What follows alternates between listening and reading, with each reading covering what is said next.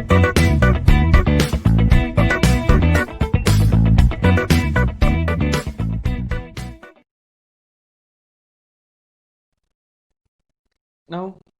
we will start with the module number 1. So in that, the topics what you have to study is what is meant by design. Correct.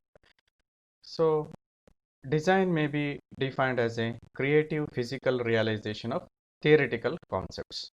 So whatever the theoretical concepts that we will be designing with the help of softwares or any simulation tools or any mathematical calculations. Correct. So those theoretical concepts we will be realizing or developing as a product, that is creative physical realization. That means in the industries we will be developing it as a product and it will be sold to the market. Correct. It will be sold to the market, so the consumers will be purchasing that product. So initially we cannot directly produce that product, and it is very difficult. Correct. So initially we have to do some theoretical simulations, or with the help of mathematical calculations and all theoretical concepts we have to develop. Then we'll come to know the pros and cons of developing that product. Correct. So after minimizing, after rectifying the problems, so directly we can give it to the industry so that they can develop a product. So in case of electrical machines also, initially we have to develop with the help of software tools or simulations or any mathematical equations, some calculations, based on the calculations, some formulas and all, we will be developing the model. So that from that model we can develop a actual product. So engineering design is application of science, technology and invention to produce machines to perform specified task. So engineering design is an application of science, technology and invention to produce machines to perform specified tasks with optimum economy and efficiency. Correct. So whatever the engineering design what you have to do, that will be include the application of basic science and engineering technology and new invention. So combination of these three will give the better output, better efficient output. Correct. Or better product. So with the help of basic science, engineering technology and new invention, that will include with the help of machines, and our aim is to perform the machine a specified task. Correct. So machines will be performing specified task with the optimum economy. So the cost of the machine, whatever the output or the product we will be getting, the product which we will be getting should have minimum cost or optimum cost, and it should have better efficiency. Correct. So if our aim is to get the better efficiency with the less cost. Correct. So what is engineering design? Engineering is the economical application of scientific problems to practical design problems. Scientific principles. Sorry, engineering is the economical application of scientific principles. Based on the scientific principle, we are developing a practical design. Correct. So with the help of engineering, we have to solve the practical design problems. If cost and durability is not considered in a problem, then the result has no value. So our main aim is to develop a product with the minimum cost and high durability. Correct. If both are not there, if cost is high and durability is less, then there is no value for that particular product, because no consumers will be purchasing that product. So our aim is to minimize the cost and increase the durability. So aim of design of electrical machine is to build economically as possible. So economically as possible, the product should be developed and fulfills a certain set of specifications. So it should also fulfill the specification laid by the consumers or standard specification laid by the government. Correct. So our electricity authorities. In case of machines, we can say it is a electricity authorities or consumer specification. So we have to develop or design a machine such that it should fulfill the consumer specification as well as the standard specifications, but it should be cheaper, correct. What are the consumer specifications? So consumer will specify my transformer should have this much rating and this much voltage, and you have to design the design the machines with this type of materials you have to use, and the cost limitation is this much only, and it is used for this purpose, this particular purpose. So like that they will give the some specifications based on that specification, and it should also meet the standard specification laid by the electricity authorities. So we have to meet those specification, and it should be cheaper or economically good, correct. So that is the challenge for the design engineers. So what are the major consideration of good design? So major consideration of good design are cost. First one is cost, because cost is very important. Next, durable. It should have long life, correct, durable. Compliance with the performance criteria as laid down in specification. So we have to meet the specifications laid by the consumers or standard specifications, correct. So these three are the major consideration for the good design. It is impossible to design a machine which satisfy all the above conditions.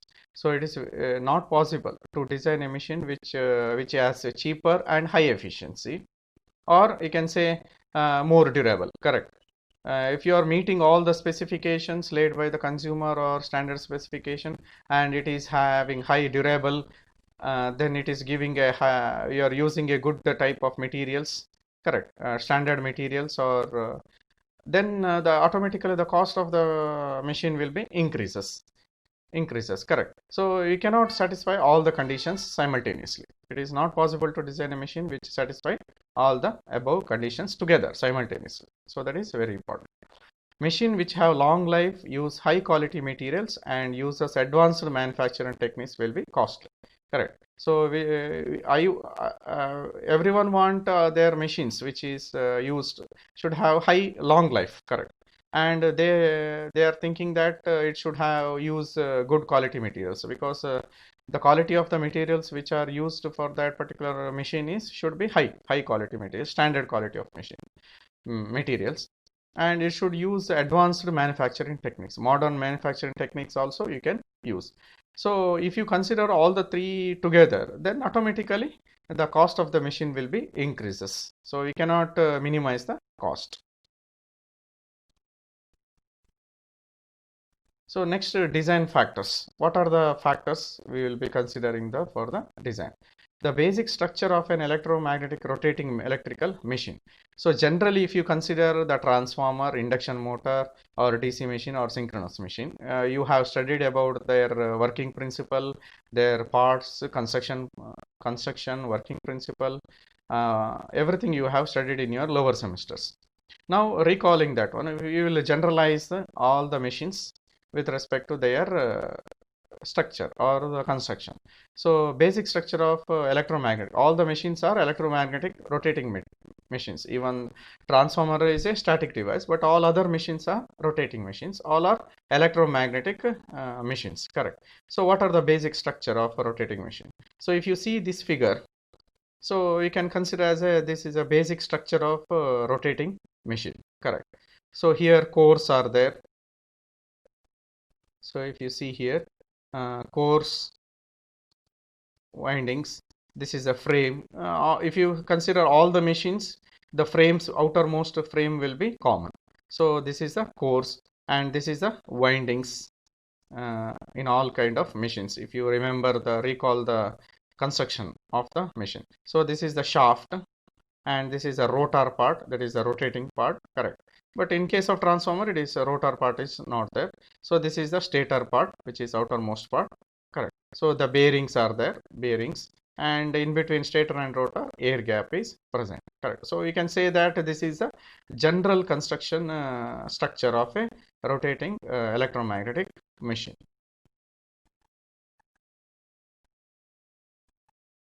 So what are the main part? So magnetic circuit. Initially, we can say magnetic circuit is there. So what is magnetic circuit? It provides the path for the magnetic flux. So all the electromagnetic machines, there will be a generation of magnetic flux, correct?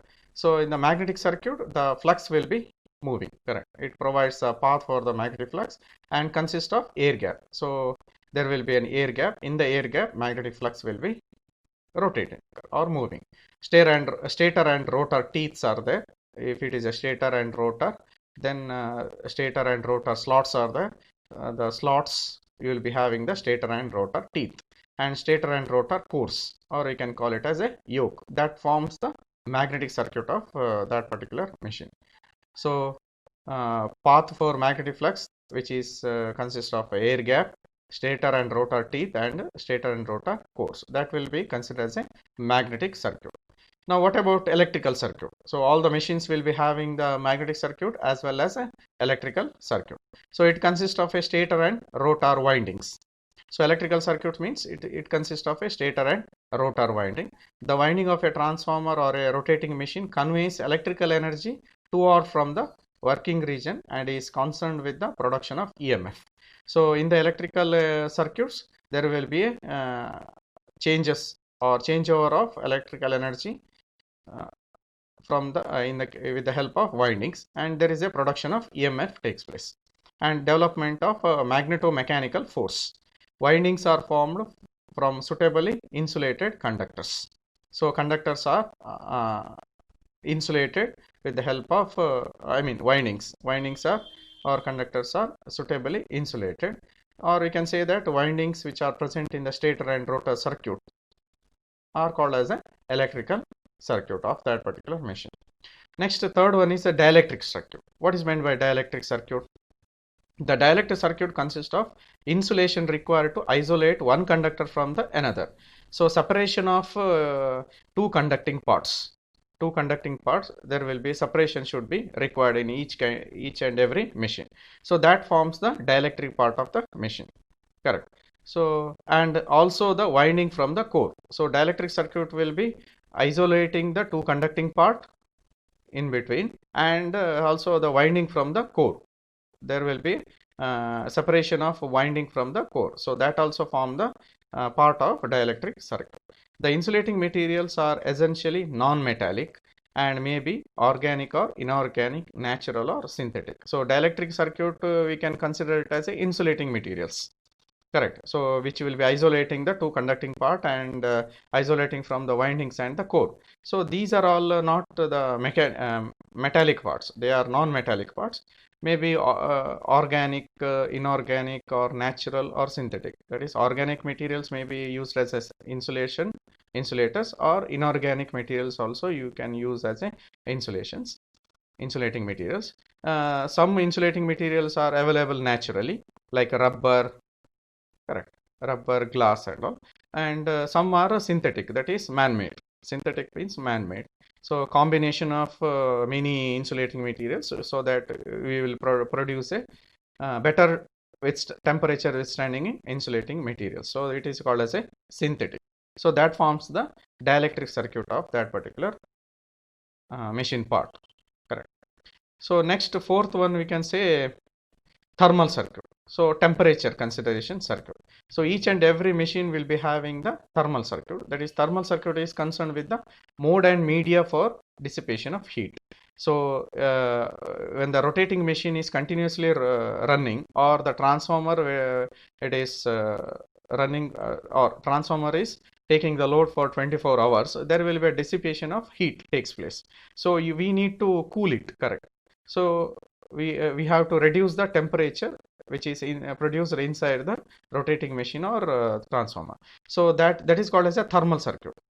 Correct. That is form of a thermal circuit, which is concerned with the mode and media for dissipation of heat produced inside the machine on account of losses. So that forms the thermal circuit. Next, fifth one is, we can say that mechanical parts. So rotating parts or the mechanical part. What is the mechanical part? The important mechanical part of a machine are its frame, outside frame. If you see the figure, you can say, if you refer this figure, so this is the frame. Correct. Yeah. This is the frame part of, and this shaft. Shaft is a mechanical part. Shaft and the frame you can, and bearings. You can consider bearings, shaft and frame as a mechanical parts.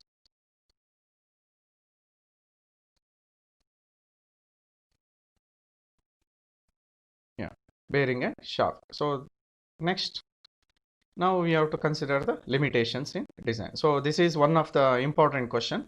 So what are the general structure of an electromagnetic machines? That is 5 parts. What are those 5 parts? You can consider. So one is magnetic circuit, electrical circuit, dielectric circuit, then mechanical parts, and the thermal circuit. Correct. These are all the 5 parts. So you have to remember and give the explanation. So next we have to consider the limitations in design. What are the limitations which are imposed for a design of a electrical machines, that we have to consider? Apart from availability of suitable materials, facilities available for manufacturing of required machine parts, and facilities required for transportation, the following consideration impose the limitations in design. So we are not considering, of course, limitations means availability of materials, correct, for the design of any electrical machines or production. After designing, you will be giving for the industry for the production, correct. So for the production, there will be availability of suitable materials. So we cannot assure that all the materials will be available, correct. All the materials will be available. So in spite, apart from the availability of suitable materials, facilities available for manufacture. So if industry means you have to manufacture a transformer or DC machines. So some facilities may be there or may not be there in some industries, correct. So that we are not considering. Apart from that one, availability of manufacture of required machine parts, and facility is required for transportation, transporting the machines from one part to another part, or the materials, we can say availability of materials from one part to another part. So transportation facilities, the following consideration impose the limitations design. So these are all the general limitations, we can say. Apart from this one, the following are the limitations for design. So one is a saturation. What is meant by saturation? So the electromagnetic machines use ferromagnetic materials, correct. Normally in the design of electromagnetic machines, the ferromagnetic materials are used. Ferromagnetic, paramagnetic, and diamagnetic materials, correct. That is the main classification of magnetic materials. So normally in the electromagnetic machines use ferromagnetic material, because their quality of the ferromagnetic materials will be satisfying for the design working of working of machines. So normally all the electrical machines will be using the ferromagnetic materials. The maximum allowable flux density. What is meant by flux density? Flux per unit area. The amount of flux which is present in that particular area, that is called as a flux density, correct. The maximum allowable flux density to be used is determined by the saturation level of the ferromagnetic materials used. So all the ferromagnetic materials which are used for the design of electric machines will be having the saturation limit, correct. So you have to use that particular ferromagnetic materials which satisfy the flux density, correct. So there should be comparison, or there